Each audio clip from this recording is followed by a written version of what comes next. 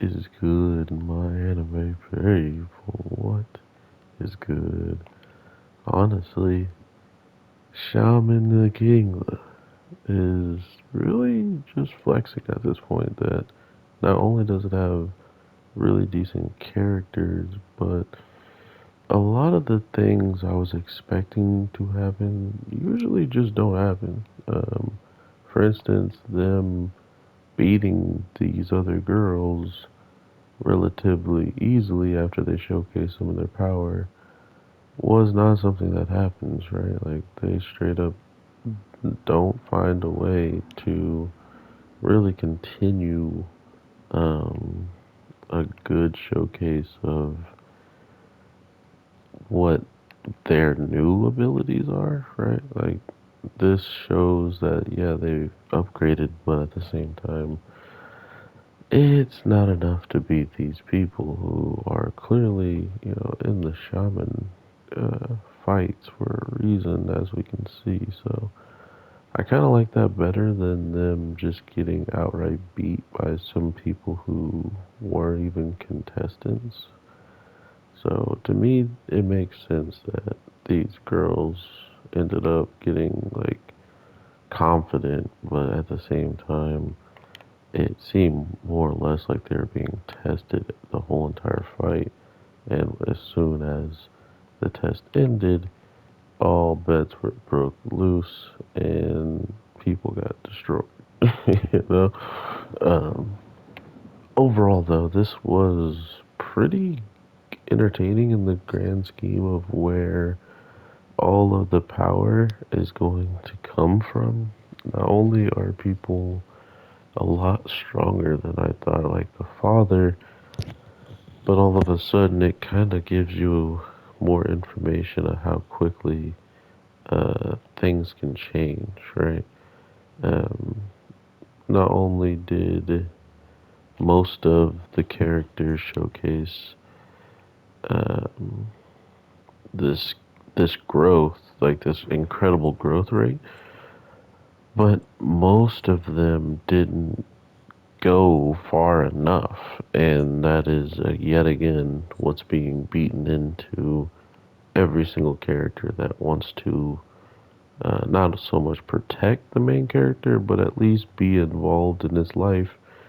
And to do so and be as weak as you are, you're nothing but like a hindrance. You're someone that can easily be used against him more than helpful to him. So that definitely sucks. Regardless, though, it just speaks volumes to how much there is. The father was talking about in the growth department, right?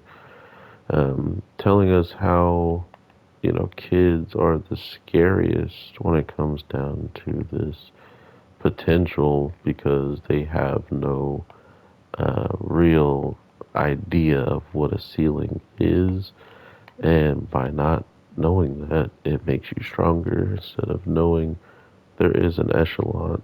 Just imagining that the sky is the limit is a really cool theme, but at the same time, it's more or less the thing that kind of saves the face of the show of all the adults having their kids, fight, just like Ren kind of says and alludes to, is like, how could you let, your own son do this and fight this battle, knowing for a fact that if he's this strong, why aren't you doing it yourself? And I really did like where Ren was coming from because it didn't make sense for him to pop out the way that he did to overall not help at all, right?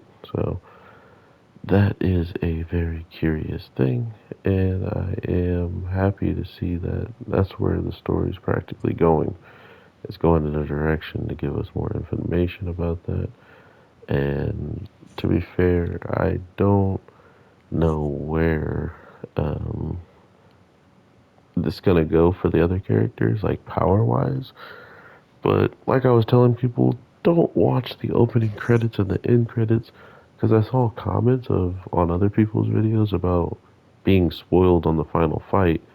Which, me, I always dodge that stuff until the last minute. Next thing I know, there's talking about, oh, this spoiling the final fight. So I'm guessing you know exactly who's going to be in the fight. So it kind of takes away all of the, you know, the anticipation of who's going to maybe die or live type of deal. If you know certain people are still going to get stronger in the future and stuff like that. So, yeah, that's what opening credits be doing. That's what they stay doing. So, I'm not even surprised. But overall, I hope you'll have an amazing day, night, evening. This show is about to get real ridiculous real soon, and I can tell you one thing. I can't wait to see it pop off. So, with that being said, take care, everybody, and I'll talk to you in the next one. Peace.